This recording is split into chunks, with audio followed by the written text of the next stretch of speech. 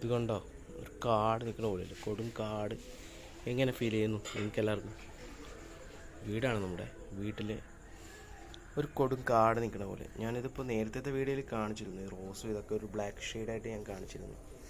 ഇപ്പോഴത്തെ വീഡിയോയിൽ നമ്മൾ വൈറ്റ് ഷെയ്ഡ് ഇട്ട് തന്നെയാണ്. അത്യാവശ്യം ലൈറ്റപ്പൊക്കെ ഉള്ളതുണ്ട്, നല്ല രീതിയിൽ കാണാൻ പ്രസൻറ്റ് ചെയ്യാൻ പറ്റുന്നുണ്ട് വീഡിയോസ്.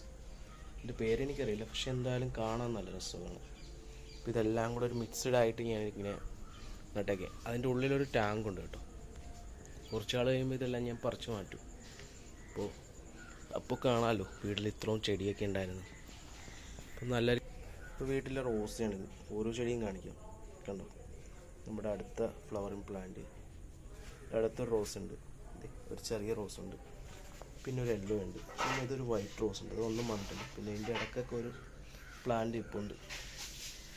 ഇതാണ് നമ്മുടെ ടാങ്ക് കേട്ടോ. ടാങ്കിൻ്റെ ഉള്ളിലൊന്നും ആയിട്ടില്ല. പിന്നെ ഇത് പ്ലാന്റ്, പിന്നെ ഇതുണ്ടോ കലാത്തി. പിന്നെ നമ്മുടെ വീടിൻ്റെ മുകളിൽ ഞാൻ കുറച്ച് പ്ലാന്റ് വെച്ചിട്ടുണ്ട്.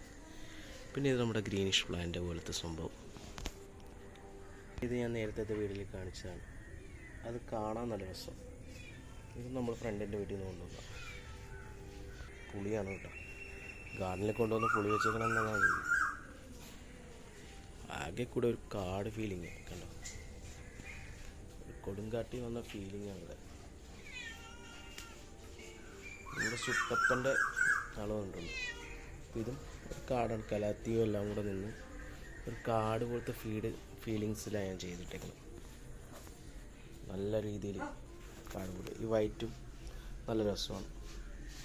എൻ്റെ കലാത്തി നമ്മുടെ മൂഷ്യൻ എന്തോ സംഭവിച്ചിട്ടുണ്ട്, കുറച്ച് കലാത്തി പോയിട്ടുണ്ട്. ഇത് നമുക്ക് റോട്ടിൽ നിന്ന് കിട്ടിയാണ് കേട്ടോ. ചേർത്തല പോയപ്പോൾ റോട്ടിൽ കിടന്ന് കിട്ടിയത് ഈ പ്ലാന്റ്. പിന്നെ അത്യാവശ്യം പ്ലാന്റ് ഉണ്ട്. ഈ പ്ലാന്റ് എല്ലാം കുറച്ച് ആളുകൾ പറിച്ചു മാറ്റും. എന്താണ് എന്താ പറ്റിയമ്മ? അപ്പോൾ ഓക്കെ ഗായ്സ്, നമ്മുടെ കാടിൻ്റെ വീഡിയോ ഇത്രയാണ്.